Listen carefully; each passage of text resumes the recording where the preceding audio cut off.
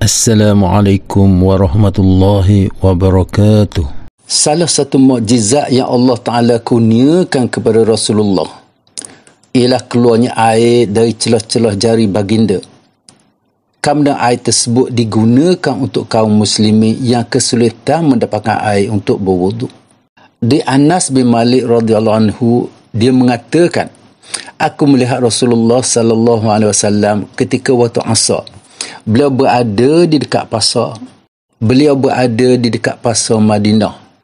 Ketika waktu Asar telah tiba dan orang ramai sedang mencari air untuk berwuduk, namun mereka belum mendapatkannya.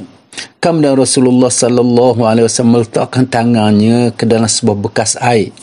Beliau pun memerintahkan orang ramai untuk berwuduk darinya.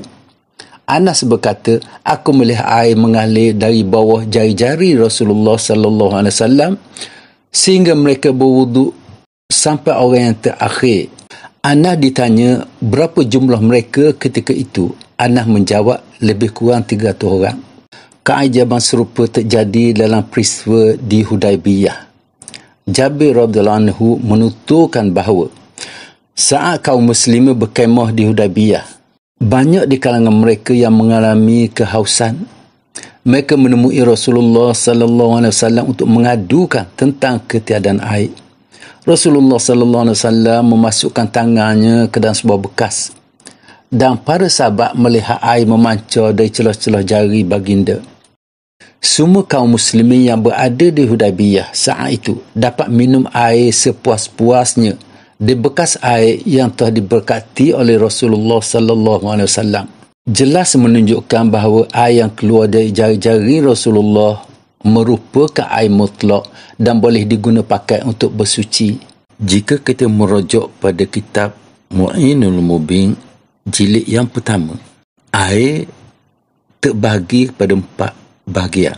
Bahagian yang pertama ialah air yang suci pada dirinya lagi menyucikan bahagian lain dan tiada makruh menggunakannya, iaitu air mutlak, yakni air semata-mata yang tiada dikaitkan atau dibangsakan kepada yang lainnya.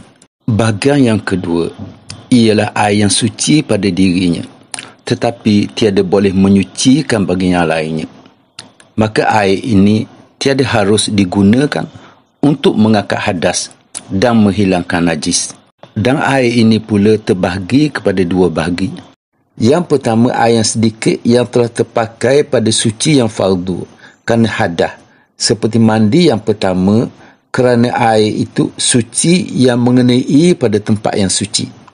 Dan air itu bolehlah digunakan untuk membasuh kain yang suci tetapi tiada boleh menyucikan yang lain daripadanya.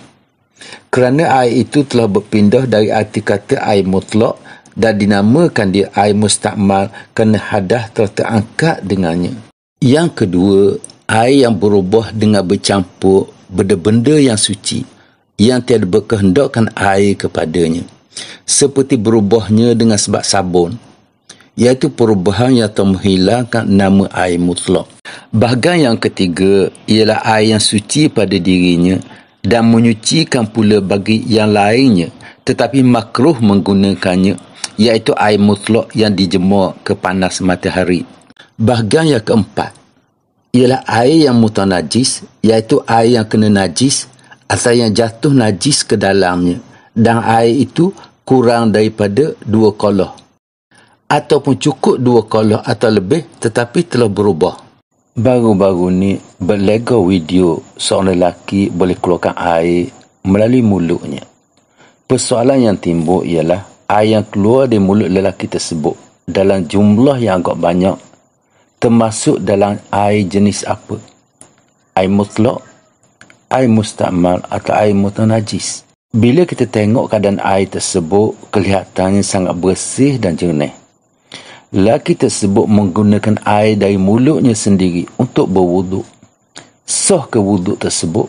Saya secara peribadi tak berani beri ulasan berhubung persoalan macam ni. Ulama saja yang berhak memutuskan kategori air seumpama ini sama ada air mutlak, mustakmal atau mutanajis. Sekianlah wabillahi taufiq wal hidayah. Wassalamualaikum warahmatullahi wabarakatuh.